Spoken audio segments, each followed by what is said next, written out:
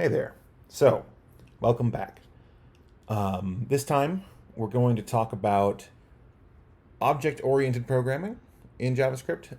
We've already been working with objects this entire time for this whole semester so far, but soon, we need to use our own kinds of objects soon to make a little bit more sense of the app programming world. So, we need to talk about how objects work in JavaScript, even though we've already been playing with them. So, up until now, we've covered a lot of really important programming basics, right? So, the idea of sequencing. What comes when? When do certain things execute? Mostly it's just top to bottom, but it's important to understand that code jumps around a bit, especially when you're doing things like functions, right? So, when do things happen? What's the next step? What should I expect can happen, right?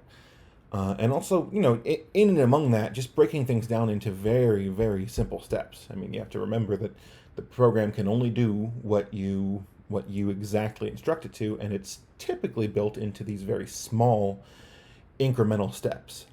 What we're actually going to talk about today will show how we sort of abstract up from that, as opposed to just sticking to the very, very simple mechanics. Okay, we also talked about variables.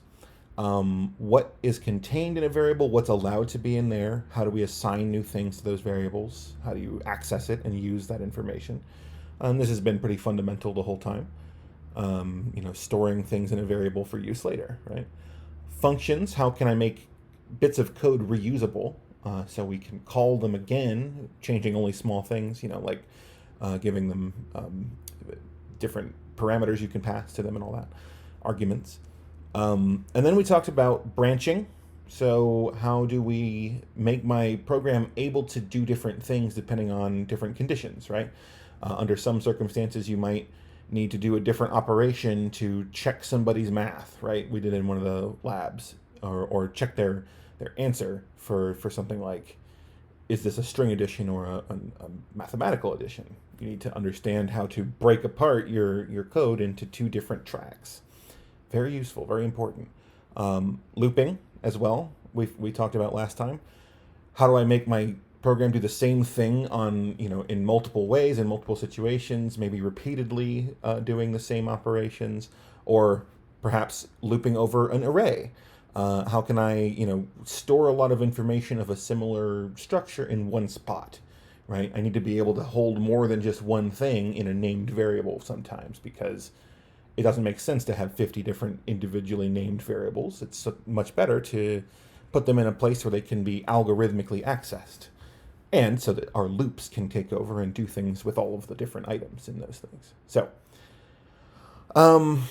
to get into it today, we need to talk about the idea of abstraction, and I think to start with that, we might start with something that is one of the classic hurdles in programming, and that is actually just down to the basics of, if you remember when you were first learning about how variables are stored, right? What's the point of a variable? How do they work? How do I interact with them, right? And I mean it just like the simple variables that we use in like when you define with var, right? And because it's not especially intuitive when you first start thinking about it. It has a weird syntax. Has all these weird moving parts, right? We can name it whatever we want. It can hold references to simple and complex things. I can assign it and retrieve it. I can also assign and retrieve it at the same time. It's a lot of different moving parts. And as you work with them, you start to build up a better understanding. And then eventually, you may come to this pretty common way of thinking about variables is the bucket metaphor. Variables are just these labeled buckets that hold copies of other information, and they hang on to it as long as I have the bucket in my possession. So, when I say var x, I have labeled a bucket x. When I say x equals 10, that means I'm going to put the number 10 in the bucket labeled x, right? And then 15 plus x, this is accessing what's in the bucket. I'll add whatever's in the bucket to 15, right? And you may not have come to this exact metaphor, but this is the kind of abstraction that starts to help you make sense of how variables work, right? It's a little bit higher level. You start thinking less in terms of the the nitty gritty and more in terms of, okay, what is this useful for? How can I use it, right? So that brings us to a pretty broad concept of objects. Um, you know, a lot of times we thinking about the data and the instructions and all the nitty gritty moment to moment details of how a lot of our programs have worked until now can be overwhelming for the brain, just for when you're thinking about when you're conceiving of your code. Let's say you have 500 lines of code, and none of it's all just sort of line after line of instructions to do something. It's hard to conceive of what's going on. It's not abstracted in any way.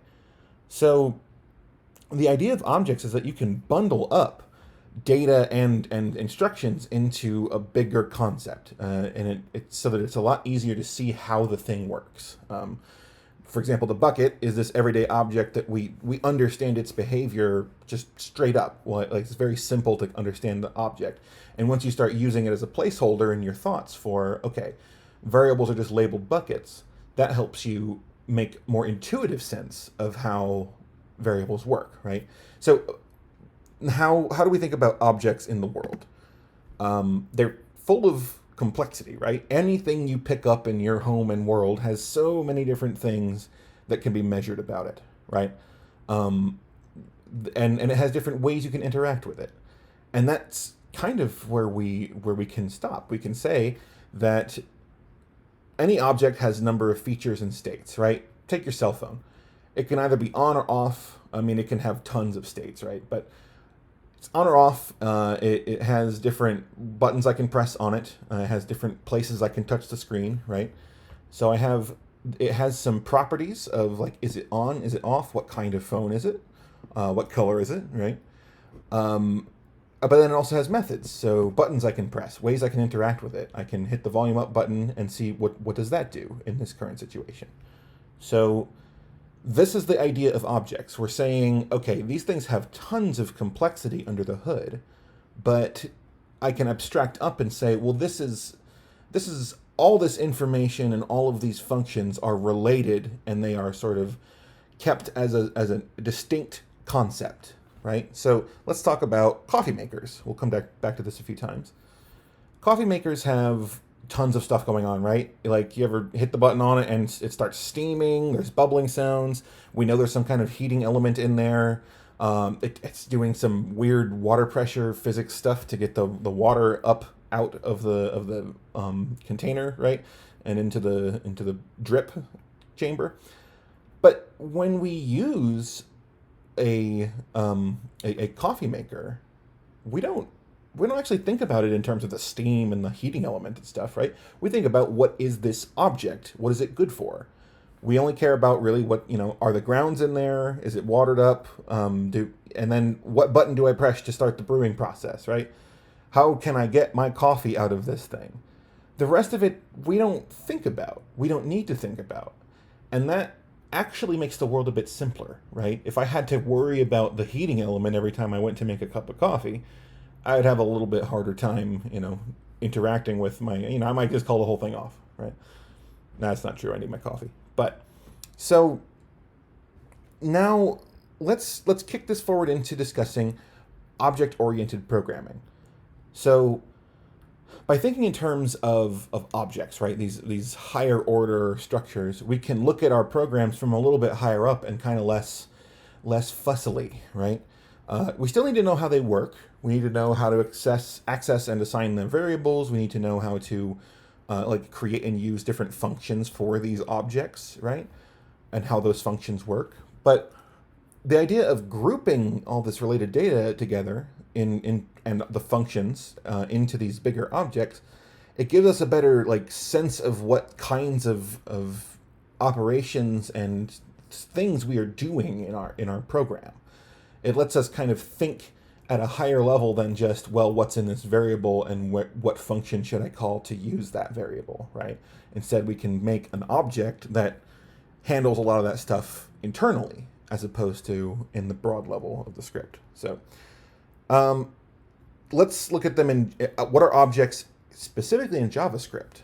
So we actually are working with these all the time. So let's pause and look at the different ways we've already been using using objects, right? Every time we've called our good old friend document.getElementById and we pass it content, that's an object in, well, that's actually objects related in two different ways, right?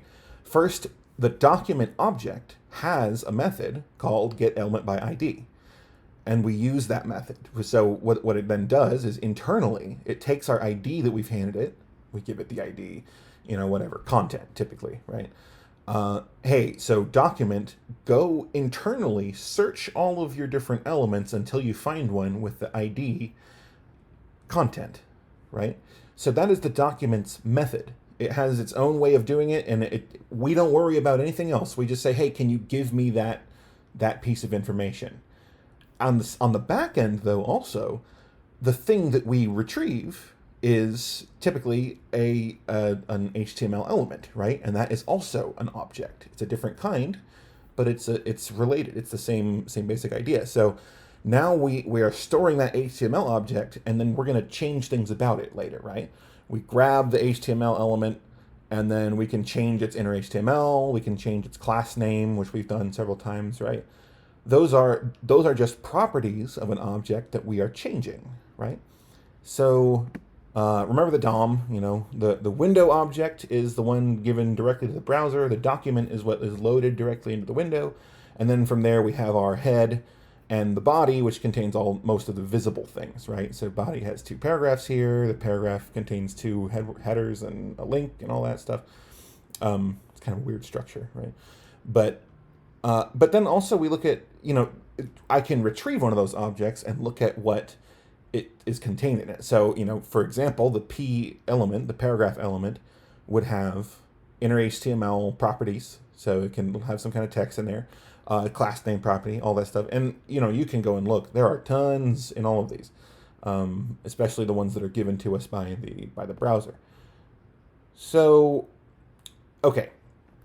That's one of the ways that we inherently are always just kind of playing with objects in HTML and JavaScript. But we can also look at another kind of object that we've played with in the past. These HTML elements they're kind of straightforward, a bit obvious because they're the things we interact with directly, right? They come in as elements, they behave as objects. We sort of already understand that, every HTML element has different properties, right? It has a size, it has colors, backgrounds, all that good stuff. But there are also objects that are just data, right? And the example that we've used before is date. So let's look at the date object. In one of the labs, we created a date object and used it to get the current hour of the day. So we created a date object, and we'll talk about why it's structured like this later. But var the date is a new date object, right?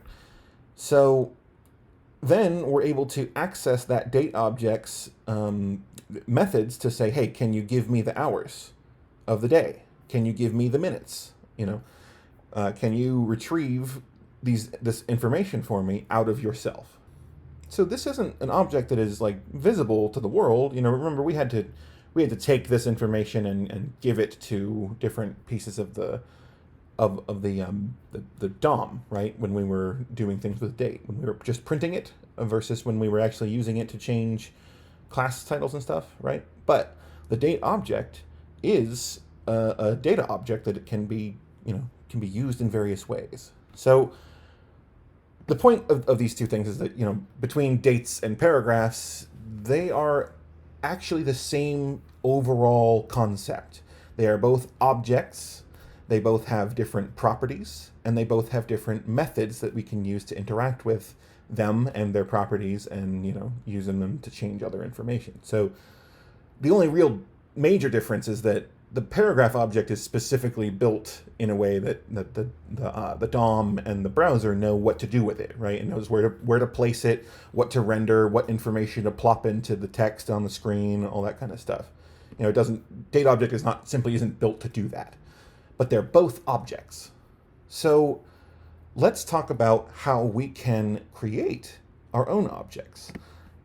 Starting first with anonymous, just like one-off objects, and then we'll talk later about creating different whole classes of objects. So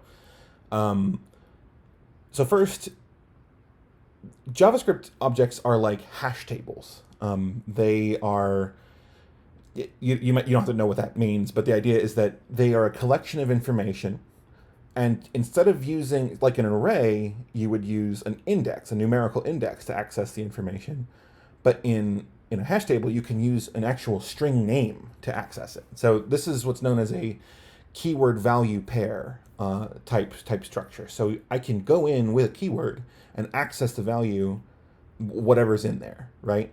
And in JavaScript, these objects will have keywords that will point to data, which will become properties, and keywords that will point to functions, which will be its methods, right? So let's talk about just the way that you'd use these things, right? An array. Let's look at an array, right? This array has one thing, another thing, this and that, right? These four strings in it. The straightforward way to write that is like this, just kind of, that's an array. Remember, the square brackets matter. But just to note this, and again, for best practices, it's good to make these things more clear when they get too complex. This is the same exact thing. That's just we've added more white space and indentation and stuff. But either way, these are how you might define this array in JavaScript. Let's look at the object, though. It's a little bit different. It's very similar in its structure, but it has keyword on the left, colon, content, or rather the value on the right. So this object has an ID. Its ID is content. Its type is div, comma, right? Its inner HTML is, this paragraph with the word text in it. And then its class name is card, right? One of the classes we've used in the past. So again, white space is ignored, but I think the top one is a little bit more clear on how you're building this dang thing. So yeah, so these are two different ways to have collections of information stored in one place, right? We've already covered arrays in great detail, and they have this awesome ability to be able to, iterate through all of its contents. But building objects gives us a better way for us to intuitively interact with these systems, right? We can say this object has the property ID, right? So how do we work with properties in objects? Properties are just variables that you want to access, and just like all other variables, they contain primitives, so strings, numbers, booleans, or collections, arrays, and other objects, right?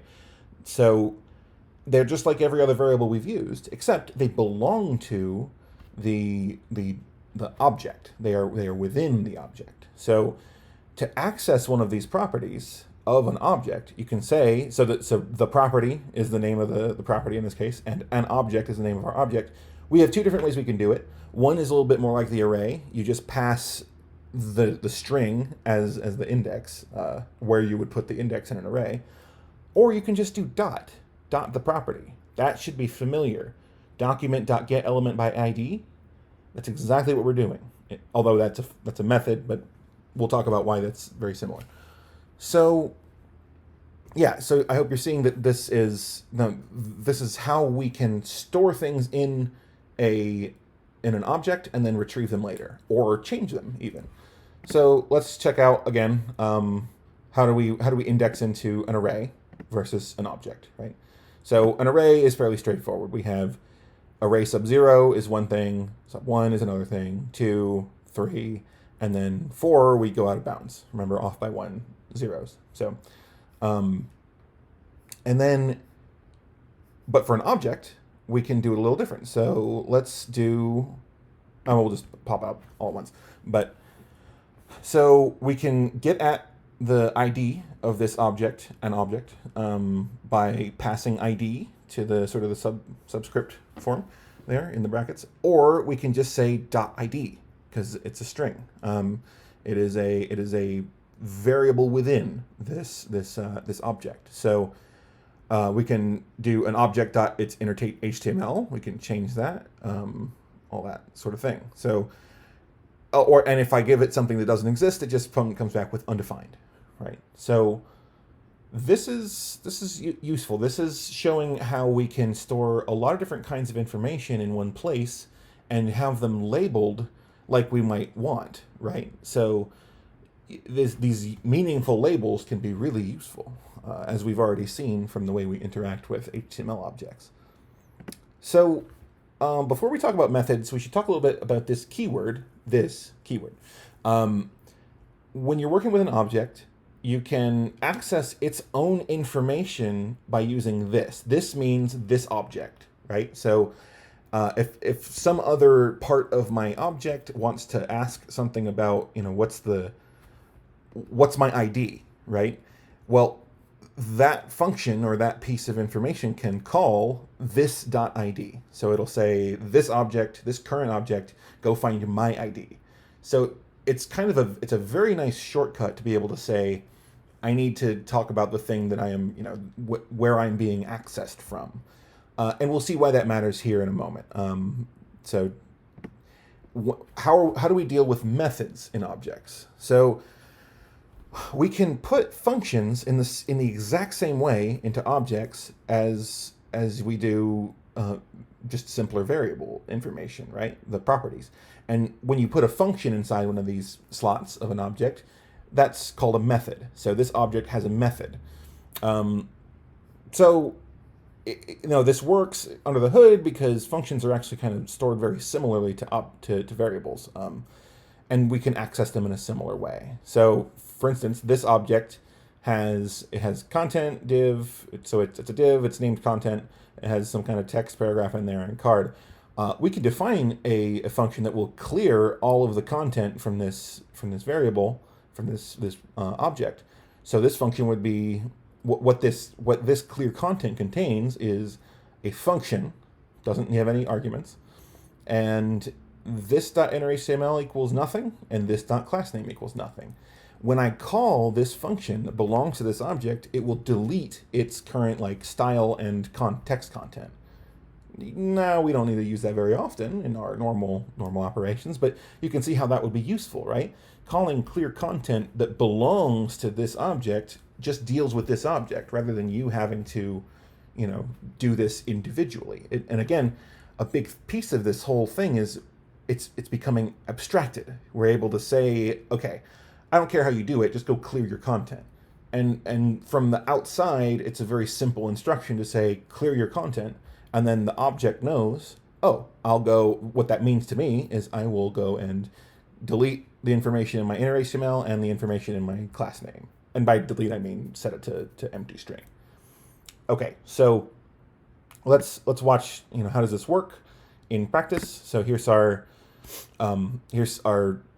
the same kind of object, but we've given it a function now. You can see the clear content keyword pairs to a function, and that function again takes no variables, takes no arguments, and it then it will change its own inner HTML value to nothing, and it'll change its class name to nothing.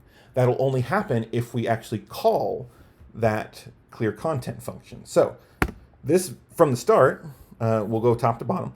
An object.innerHTML, what's in there? It has text paragraph, right? What's its class name? Its class name is card. Okay, now if I call an object.clear the content, it won't return anything when we actually call it because nothing is returned by that function. But it has gone in and it has changed the content of inner HTML and class name. It has deleted that information because we called its clear itself function.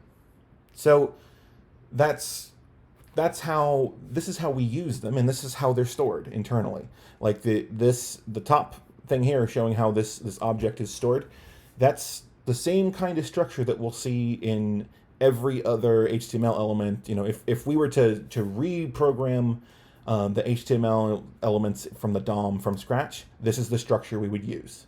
It would be a lot more complicated, but this would be, this is it. The keyword and pair, right? Functions and data to be methods and properties.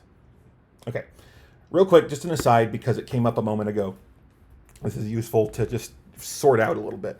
Here we go. So functions are actually variables. It's a strange thing. You don't have to this is one of those things that's like preview for if you ever get curious in the future to wonder about why the heck this is the truth. But it's good to know. So under the hood, functions are also data structures, but we just don't use them in the same way we use normal variables. We don't just call the name, we actually have to call them and they will execute code instead of just giving us something back. There's a lot of complicated reasons why that works and how that works, but more or less, the thing that you might want to be familiar with is there's two different ways to define a function. And both ways are saying to the internal structures of the program, this variable name will point to this function. Again, this is like fundamentals of how the language works, and this isn't going to be true in every language, but this is useful to know. So function foo, this is the classic way we would write these, and then console.log bar, right? So if I call foo, bar will get printed to the console, right? I can also define that function in the exact same way by saying var foo. It's a variable named foo, and what does it contain? It contains a function, and that function does console.log bar.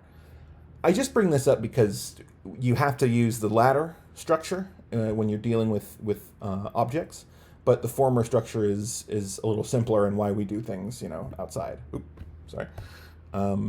Yeah, so just put a pin in that. Just keep that, somewhere in your storage. But this is the idea being that like we're defining functions, we're just doing it slightly different than we did before. So objects. These are really useful collections of data and instructions, right? That are all related together. Properties are these variables. They contain data relevant to the object, right? So different important pieces of the information of the object. So you can access them using the dot notation or the sort of the indexing, the keyword indexing notation. Either way works, but the left one is far more common. It's really quite useful. But the right one gives you the opportunity to, you could say, have a list of properties you want to evaluate, and you can run through them. And it's a little advanced. So methods, though, are the functions that carry out different instructions that object can do, right?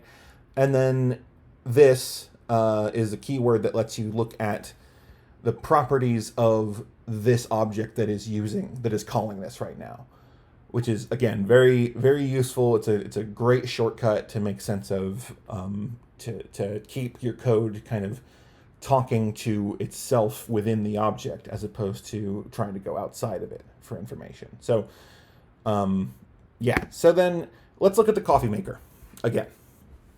Since we only care about, what it's doing, we can also look at, so like we only care about the methods, right? What can I do with this coffee maker? What can I do? What are my meaningful interactions with the coffee maker? I don't have to care about all the internal guts, but I do care about, how to use it. So here's a very simple coffee maker object. It has three properties. The grounds are filled. That's false to start, right? It has no water level to start, and it has no coffee level to start. So, but now we get to the thing that we care about. We care about its methods. What can I do? How can I interact with this? So it has prepare, which will say, if prepare is called, then that means I'm going to fill up my grounds. So grounds filled will be true. And I'll set my water level to 5, because that's how many cups this little coffee maker holds. I have another method I can call brew coffee, right? So while the water level is greater than 0, I will reduce the water level and I will increase the coffee level, right? And then again, this is actually still a toy example. It's still pretty abstract. I'm not showing the operations you would have to do to like calculate the physics to make sure the water moves up with into the drip, all that silly stuff. But the idea is that this is accessing the internal variables, and they kind of make sense. It's how they work makes a certain kind of sense in the natural world. And then finally, I can get a cup of coffee. And as far as the status of the of the coffee maker, that just means its coffee level will go down by a cup, right? So, Yeah, so this is a coffee maker, right? This is like a silly little data object that simulates a coffee maker. It's not especially exciting, but it is a way of looking at this and saying, okay, I can sort of see how a normal real world entity might be cast as as this data structure, right? So let's talk about classes. So this is one specific structure we've built, but sometimes one of the best things about objects is that you can define lots of things with a similar structure, right? So for instance, we just built some objects on the fly by just putting keyword value pairs inside of the curly braces notation, right? That just creates an object, just like you might create an array, just when needed on the fly. But we remember things like you can define a new date, right?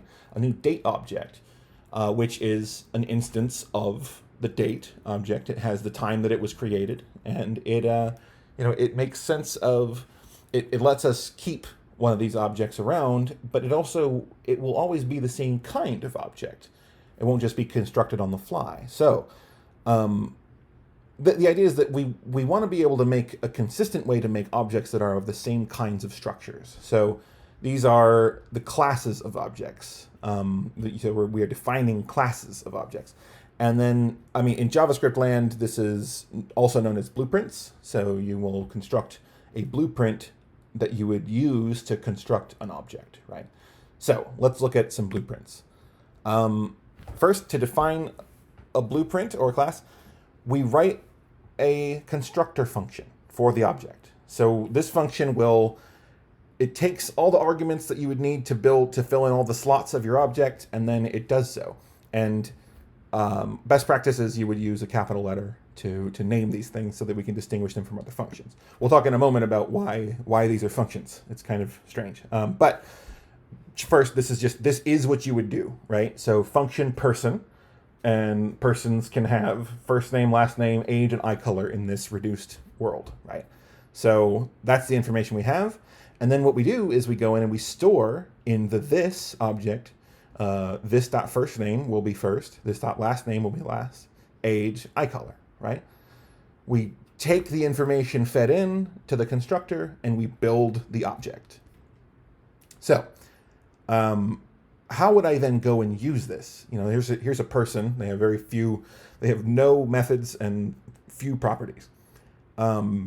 Let's look at an instance of a person, right? How do we make an instance of person? So to do this, we need the keyword new. If I called the person function without the new keyword in front of it, then it just runs like normal. It executes all of these pieces of information, and then it deletes itself.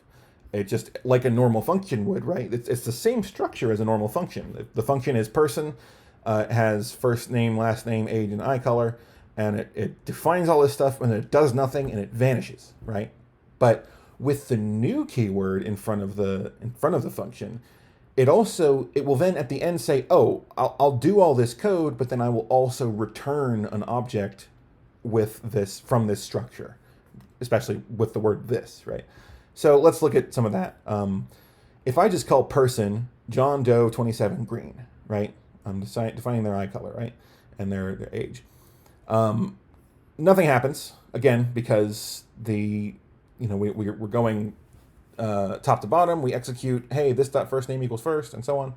And then we don't do anything with it, and it falls off. But if I make a new person, what's returned is an object, like we've seen before, right?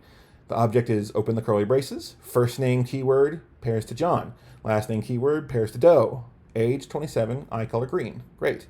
So now if I make some guy is a new person, first name some, last name guy, 20, and their eyes are brown.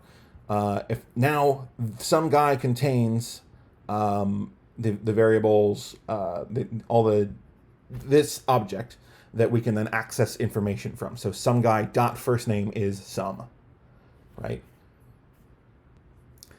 Okay, I hope that makes sense. So we're seeing how I can create a function that will return an object, and then that object will contain all of that information, right? Real quick, again, another weird thing to pull apart. Okay, wait, so objects are actually functions? Yeah, this one's a little weirder than the functions being variables thing. The idea is that the blueprint is actually a function that is just executing code like all the other functions. But the new keyword says, hey, I'm going to need to return an object at the end. So by using this, we construct the object on the fly as the function operates, and then we also give that object back to the user wherever they're making it. So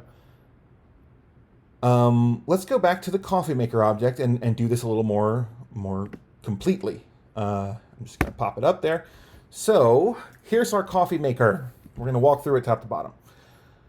When I define a coffee maker, there's some things that will make it distinct from other objects, but then it also has its own internal stuff that we're not really as we don't interact with at initial situation, right? So we have things that define the coffee maker are, how big of a container does it have for water, and therefore it's coffee, right? Also, what style is it? This one's a Hello Kitty coffee maker, but there are other coffee makers in the world. Obviously, this would determine how they display, right?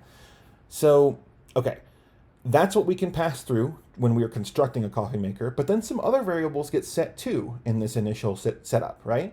The water level is 0 because we don't, you don't buy a coffee maker full of water.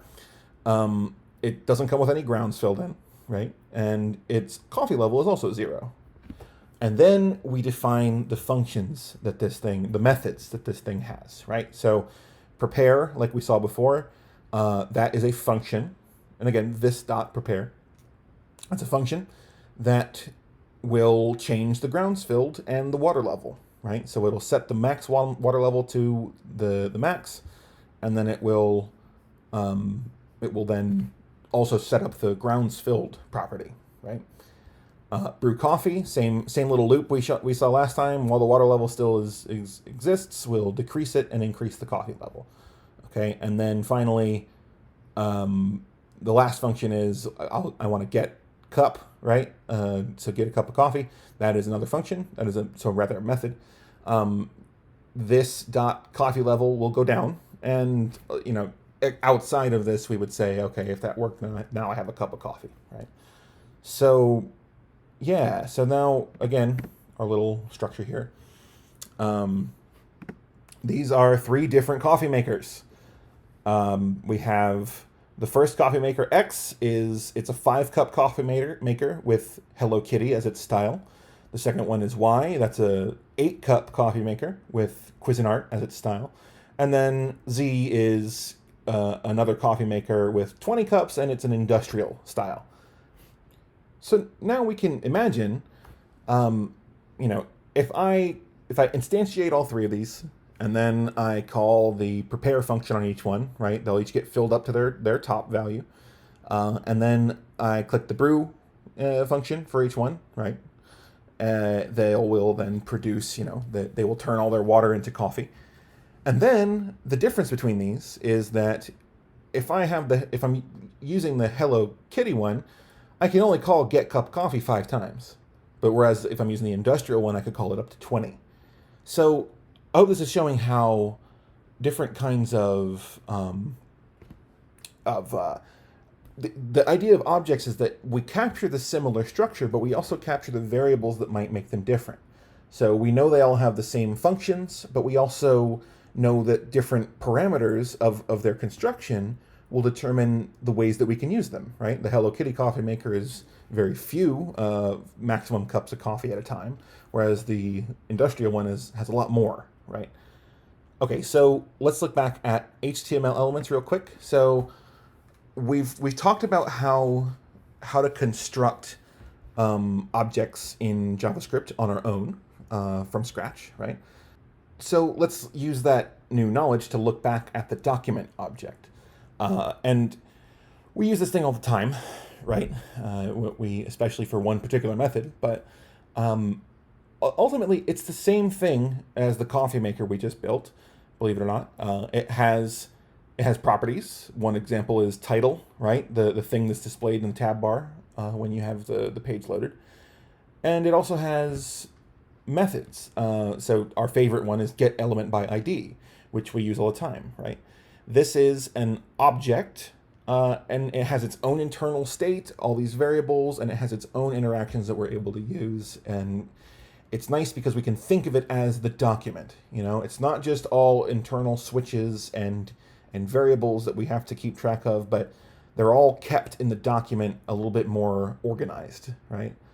Let's look at the document object. This is the alphabetized list of all of both the properties and methods of the document. It is a lot when you just look at it right up front, but at the same time, it's also maybe less than you might think, right? The document is this complex thing. It's the whole web page. It's the way it lives in the DOM and all that. But it really only has a few different things, different features that are available to look at, right? So you can see here down on the bottom right, we have title. That's our friend that displays in the top. We set that up when we write our HTML. And then we also have our friend, the where is G? Get element by ID, right? Right in the middle. First G. Right? So these are, if we wrote this out, it would just be a big old structure, just like what we just saw, the curly braces and all. It's just that the document is, it's pre-built. We don't have to screw with it, but the way we interact with it is the same as we would interact with any other object. So I hope this is making sense of object classes in general. Why do we need these classes, right? They're super useful for a lot of reasons that you'll see as you start to use them in the future, if and when you do that. There's a few different sort of intuitive reasons these are useful. So first of all, it's reusable. As always, we want to chunk up our code into more reusable bits, because worrying about editing 1,000 lines of very similar code, that kind of sucks. So keeping all of this stuff together lets us deploy them all over and over again in predictable ways. It's also more consistent. So, objects of the same type will all have the similar structures and different, with different variables in them, but the same structure. And they'll be capable of the same kinds of actions, which is pretty important. And then overall conceptual simplicity. And this is where I've talked before in this lecture about abstraction is really useful for human minds, right? It's hard to think about 1,000 lines of code, but it's far easier to think about 400 lines of code that are broken up into meaningful sub-chunks of information, right?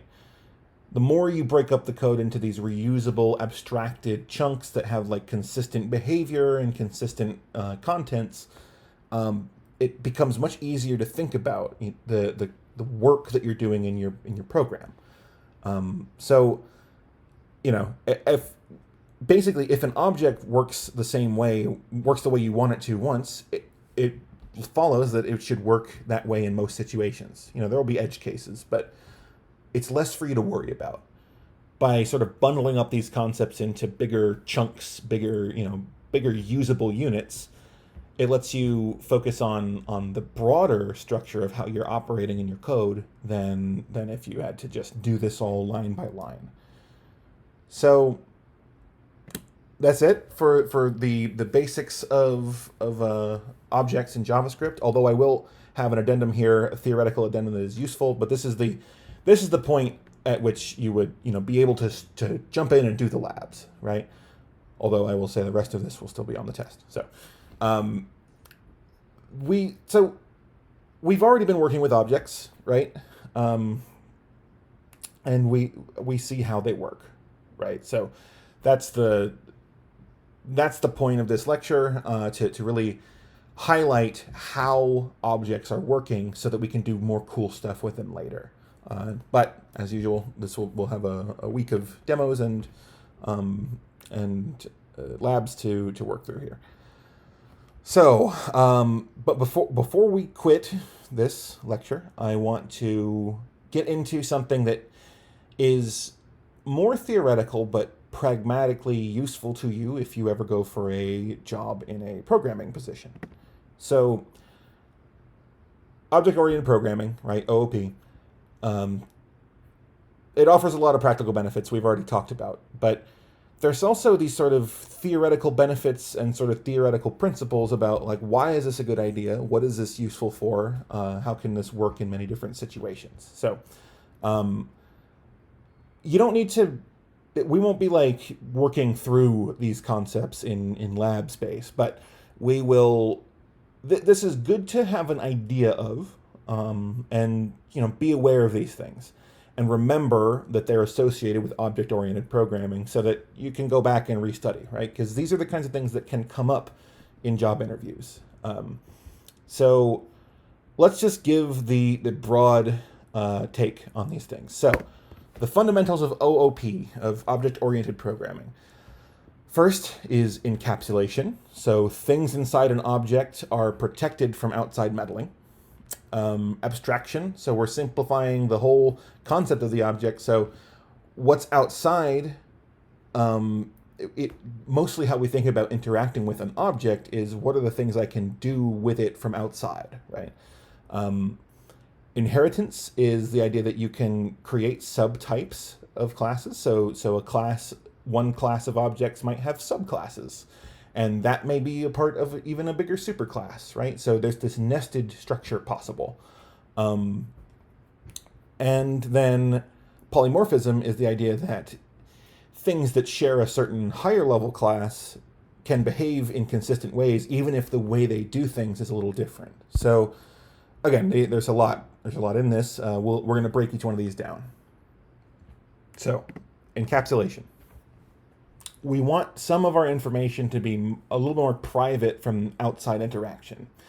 It sounds like it might be inefficient, like not allowing somebody access. I mean, you are pretty much the only person in charge of your own code at the moment, right? But the idea of this is for all situations, and especially in like larger scale situations, but even in your own work, the idea of giving objects these like protected boundaries helps to make them consistently like usable in the same way, right? You control more about the comings and goings from the object when you define it this way and you protect it from outside influence, than if you just kind of left it all laying around. This is a little less strictly enforced in JavaScript land, but this is still an important concept, right? So let's talk in terms of a cat. Right? The cat has some private variables that I'm not allowed to change, not directly at least, right? It has a mood. Its mood might be happy or kind of bored or sleepy. It has its hunger. It has its how much energy the cat has right now, right? And it also has a meow, right? A method. The cat can meow. I can't force the cat to meow. Not unless I have like direct, brain access to this poor animal. I'm not able to just say cat will meow now, right? I need to interact with the cat using, useful methodology, right? So the cat has some operations that it can do, and it has a couple of different things. Like the cat will choose when it sleeps, and sleeping will increase its energy and its hungry level, right? But if I can, on the outside, I can play with the cat, improving its mood, but decreasing its energy, and the cat will probably meow during that time. Same situation for feeding. Hungry will go down, mood will go up, and meow will probably happen. The idea here being, I could design the cat object, such that I can do whatever I want. I can influence its mood, I can influence its hunger, I can influence its energy. But by doing that sort of tears down the walls of what makes the object an object, right? A consistent and internally consistent object. If someone could just edit your mood on the fly, that would be pretty wild, right? And also if I could, if I started meddling with the way that the pipeline inside of my coffee maker works, that's just asking for trouble. So I hope you see the value of encapsulation. It's the idea that, I don't need to be screwing around with the way that a coffee maker works. I need to trust that its internal mechanisms work, because if I'm the one in charge of that stuff, I'll probably screw it up. And that's the same principle here. When you're defining objects in programming space, you want to have the ability to isolate them and control how their structure works, and then give, preferred ways to interact with the object. So, okay, that's the first concept, encapsulation. Leading from that is the concept of abstraction. And I mentioned this a few times during the rest of the lecture. Objects are encapsulated, right? Or we try to make them a little bit more encapsulated. And a side note, in JavaScript, you still have access to quite a lot of the things by default, by a lot of the information by default. But it's still better practice to, group these things together and keep them defined internally, even if you can maybe intrude and change the cat's mood. Anyway, abstraction. So instead of thinking about the basic functions of an object in terms of the very, very low level, we instead start to think of the basic functions of the object as, okay, what are the methods I can call, right? So by taking care of the internal mechanisms inside the object, we can now, have that object available to be interacted with in a little bit more abstract way, right? It's more information in one spot. So we don't worry about the math of how a coffee maker would do its physics stuff to make the coffee work, right? We just care about the functions brewing and getting coffee, right? And I guess setup too. So objects are more abstract than the code they contain. They're a level up. They are a little bit higher order, right? I could talk about a car in terms of its axles and its wheels and its engine, but I can also talk about it as a complete distinct object with basic functions being things like drive, right? So, yeah, this is the idea that we think about objects in terms of their thingness, right? So, for instance, on a cell phone, you only have so many ways to interact with it. We don't necessarily know exactly how all of the parts inside work. Even if you're a computer scientist for 20 years, you don't necessarily know exactly what's going on inside of a new phone. So, but the fact is we can still use it, right? We use it at a higher level. I don't need to get access to the exact, the pins that make the wires connect to the audio, right? I just have a handful of buttons and a touch screen, obviously, that I interact with, right? And there's a home button. Actually, those are going away, right? But volume buttons, I can change the input, and then I can also tap the screen in different spots. And what happens is up to the phone to figure out, right? So this is the idea of abstraction. I don't have to know all the complex guts of the phone to be able to make sense of how to use it, right? So, and that makes it easier in other places, say in our code, when we're defining one kind of object, we can be reasonably assured that it will behave in the same way even under different circumstances. Next, we'll talk about inheritance here. So some classes of objects are broader categories, right?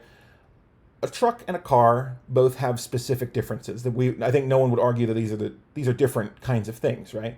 Except they are also both vehicles, right? A vehicle is a certain kind of object in the world. It has certain abilities, right? But the car and the truck are both kind of like subcategories of the vehicle. Which the idea being that if I were to define car as an extension of a vehicle, which is possible to do in code, you can say this new class of object is related to a bigger class of objects. So car would then inherit all of the common properties and methods of vehicle, right? But it would then all have its own properties, right? It would have 4 doors. That's not necessarily specified by vehicle. It would have a small trunk space, that kind of stuff.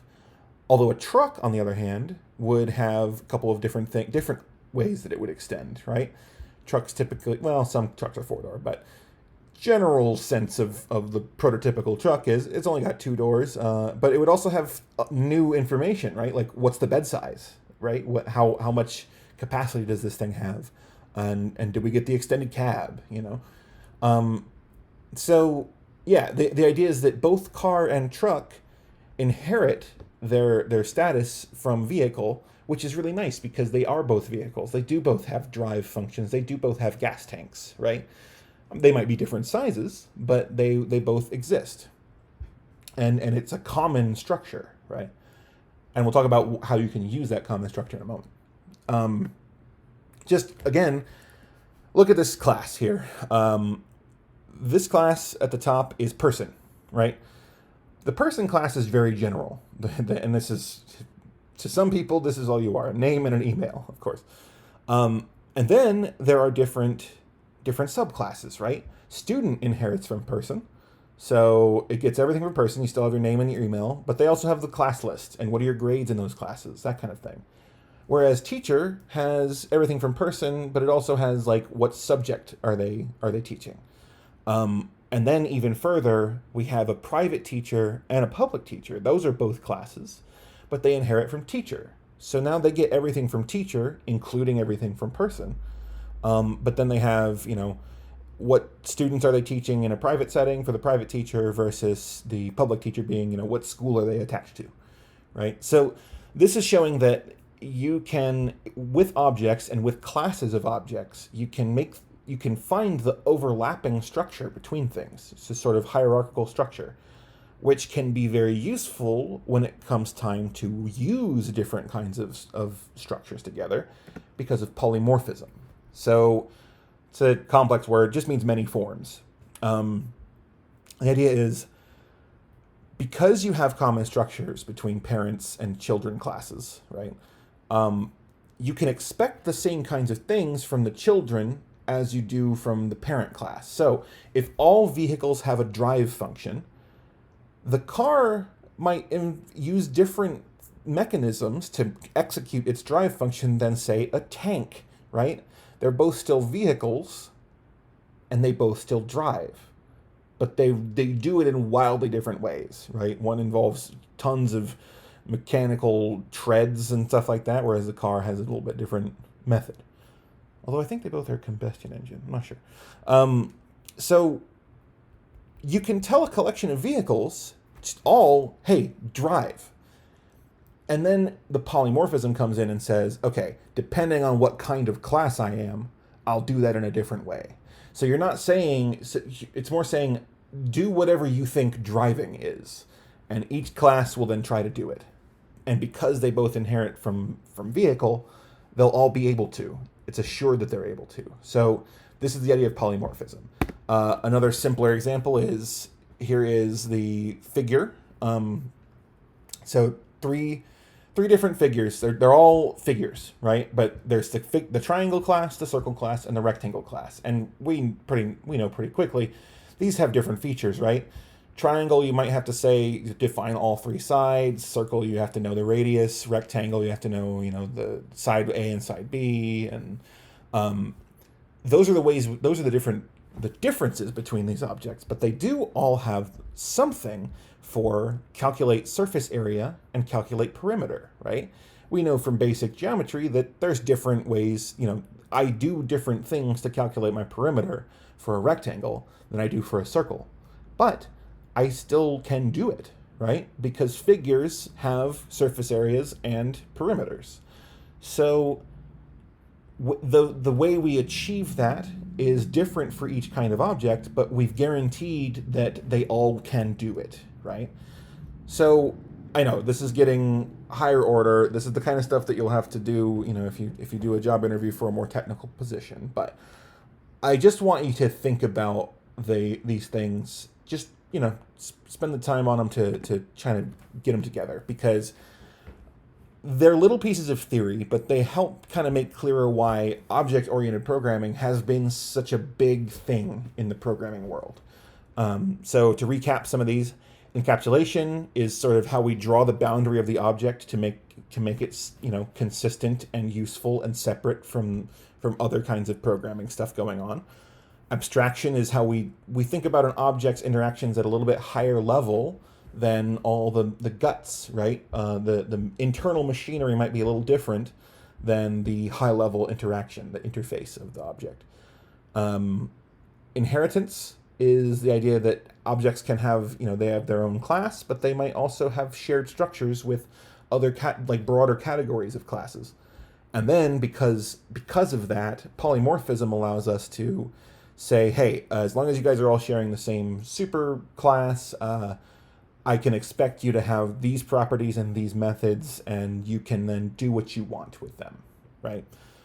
But that's as deep as we'll take it. Again, we're not gonna have a bunch of workable examples and stuff on this. You're not gonna have to noodle over it, but be familiar enough to sort of give a common sense explanation like these things, right? Yeah, so that's it for now. Thank you and take care.